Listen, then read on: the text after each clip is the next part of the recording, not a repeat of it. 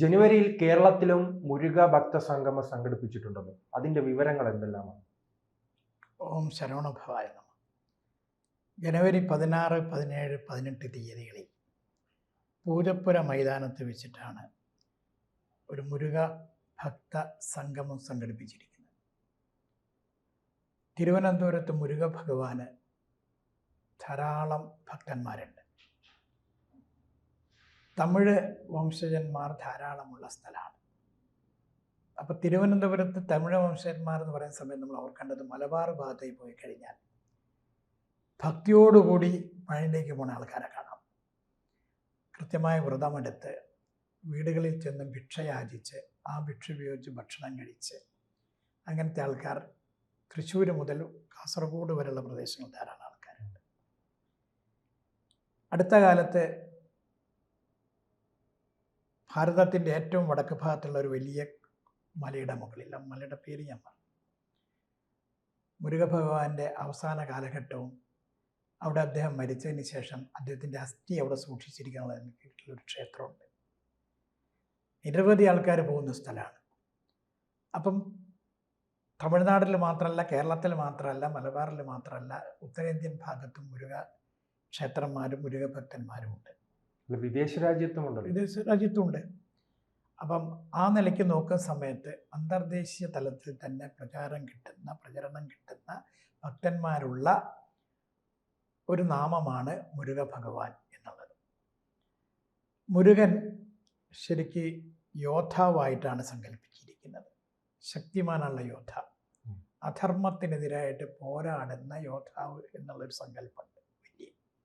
അത് ഭാരതത്തിലെ എല്ലാ ദേവന്മാരും ദേവിമാരും ഒക്കെ ആയുധധാരികളാണ്, അധർമ്മത്തിനെതിരായിട്ട് പോരാടുന്നതാണ്. പക്ഷേ ഇത് കുറച്ചും കൂടി ശക്തിമത്താണ്. മുരുക കാലഘട്ടമാണ് ഇനി വരാൻ പോകുന്നത് എന്നുള്ള വലിയൊരു സങ്കല്പമുണ്ട്.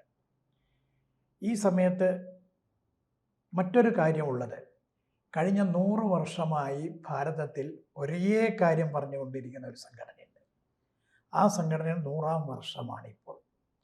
അതിൻ്റെ ഒരേ ഒരു ലക്ഷ്യം പരം വൈഭവം എന്നുള്ള ഒരു വലിയ ലക്ഷ്യമാണ്.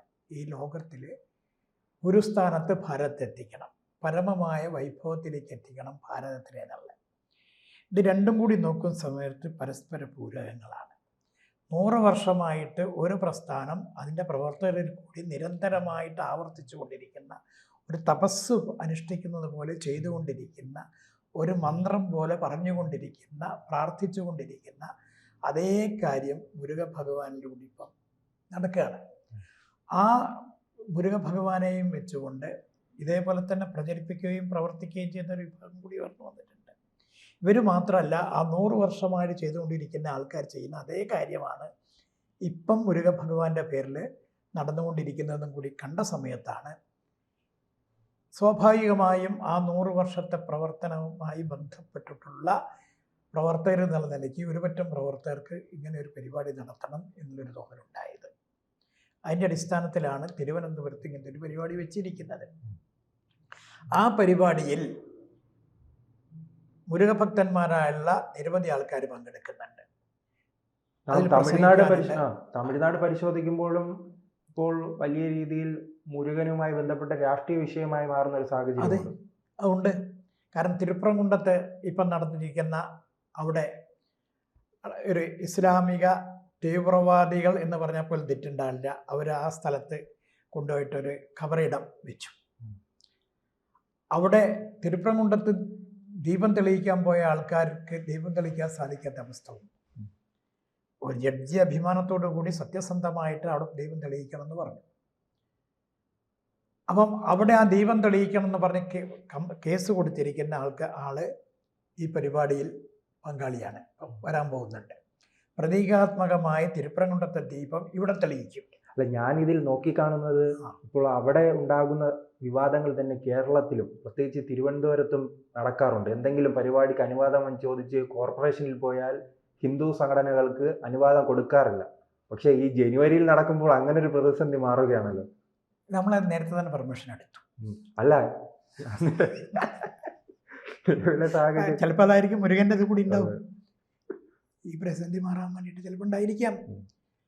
അപ്പം ഞാൻ നേരത്തെ പറഞ്ഞ ആദ്യത്തെ 100 വർഷത്തെ പ്രവർത്തനം കേരളത്തിലേക്ക് വ്യാപിച്ച് കേരളത്തിലെ എത്രയോ വർഷങ്ങളായി നിരവധി ആൾക്കാർ ആ പരമമായ വൈഭവത്തിലേക്ക് ഭാരതം എത്തുന്നവരും കേരളം മാറി നിൽക്കാൻ പാടില്ല. തലസ്ഥാനമായിരിക്കുന്ന തിരുവനന്തപുരം മാറി നിൽക്കാൻ പാടില്ല. ഇന്ന് ഭാരതത്തിലെ എല്ലാ സ്ഥലത്തുള്ള സർവ്വ പ്രശ്നങ്ങളും കേരളത്തിൽ ഒരു സ്ഥലത്തുണ്ട്, ഒറ്റ സ്ഥലത്തുണ്ട്. ഞാനോ ഇപ്പോൾ ഓർക്കുന്നു, പലർക്കും അറിയുമെന്നോ അറിയില്ല, പരംപൂജിനെ കുറിച്ച് രാഷ്ട്രീയ സ്വയം സേവനത്തിൻ്റെ 2ാമത്തെ സർസംഘചാലക് ഗുരുജി ഗോൾവാൾക്കർ അദ്ദേഹം എടുത്ത അവസാനത്തെ ഒരു കേരളക്കാരുടെ മീറ്റിംഗ് ഉണ്ട് നാഗപ്പൂർ വെച്ചിട്ട്. അതിൽ വെച്ചിട്ട് അദ്ദേഹം പറഞ്ഞു മുഴുവൻ ഭാരതത്തിലുള്ള സർവ്വ പ്രശ്നങ്ങളും ഒരുമിച്ച് കേരളത്തിലുണ്ട് എന്നുള്ളത്. ഇത് പറഞ്ഞ 73-ലാണ്. പക്ഷേ ഇപ്പം അത് സത്യമാണ്, എല്ലാം കേരളത്തിലുണ്ട്. അന്നും സത്യമായിരുന്നു, ഇന്നും അത് സത്യമാണ്. അപ്പം സ്വാഭാവികമായിട്ടും അതിൻ്റെ ഇടയിൽ കിടന്നുകൊണ്ടാണ് ഞാൻ ആദ്യം പറഞ്ഞ 100 വർഷത്തും കൊണ്ട് പ്രവർത്തിക്കുന്ന ആൾക്കാർ പ്രവർത്തിച്ച് അതിൻ്റെ അവസാനത്തെ ഫലമായിരിക്കല്ലോ ഇപ്പം കിട്ടിയിരിക്കുന്ന ഒരു മേയറോ ബാക്കിയുള്ള ആൾക്കാരോ ആയിരിക്കില്ല. എത്രയോ ആൾക്കാർ ചെയ്ത് വന്നതിൻ്റെ ഫലം കുറച്ചെങ്കിലും ഇപ്പോഴേക്ക് വന്നു. ആ പറഞ്ഞ കൂട്ടത്തിലൊരു തമാശയും കൂടി പറയാം. ഈ മേയർ അടക്കമുള്ള ആൾക്കാരത് ഓർത്താൽ കൊള്ളാം എന്ന് കൂടി നമുക്ക് ചിന്തിക്കേണ്ടതുണ്ട്. കാരണം അവരാരും തന്നെ അങ്ങനത്തെ ഒരു പ്രവർത്തന പങ്കാളിയാകാൻ ആയിരിക്കാൻ വഴിയില്ല. പക്ഷേ ഏതായാലും നന്നായി അവർ ഒരുമിച്ച് ഒന്നില്ല. അതിൽ സന്തോഷമുണ്ട്, അഭിമാനമുണ്ട്, ഇതെല്ലാം ഉണ്ട്. കാണുന്ന സമയത്ത് അതൊരു ഭാഗം. ഏതായാലും നമ്മൾ നേരത്തെ തന്നെ ഗ്രൗണ്ടിൻ്റെ പെർമിഷൻ വാങ്ങിച്ചിരിക്കുന്നു. അത് പഴയ ഭരണസമിതി ഭരിക്കുന്ന സമയത്താണ് ഒരു ഭാഗം. കാരണം ചിലപ്പം ഹിന്ദുക്കളോടാണ് ആരെയൊക്കെ പ്രീതിപ്പെടുത്താൻ വേണ്ടി ഏത് രാഷ്ട്രീയക്കാർ വന്നാലും ചിലപ്പോൾ നമുക്ക് കിട്ടിയെന്ന് വരില്ല. അതുകൊണ്ട് കാരണം വോട്ട് നാളെ കിട്ടും തോന്നിക്കഴിഞ്ഞാൽ ഹിന്ദുക്കളെ തള്ളിപ്പറയാൻ ചിലപ്പം തയ്യാറായാലോ, നമ്മൾ ചിന്തിക്കേണ്ടിയിരിക്കുന്നതൊക്കെ. ഏതായാലും ശരി, പിന്നെ ഈ നിലയ്ക്ക് പുത്തരിക്കണ്ടം മൈതാനത്ത് നമ്മൾ നടത്താൻ പോവുകയാണ്. അപ്പോൾ അതിൽ ഏറ്റവും പ്രധാനപ്പെട്ടത് ചില പൂജകളാണ്. ഒരു വലിയ ശക്തിമത്തായുള്ള ഒരു പൂജ നടക്കുന്നുണ്ട് 18-ാം തീയതി രാവിലെ. അതൊരു ഹോമമാണ്, പൂജപ്പുര മൈതാനത്ത്.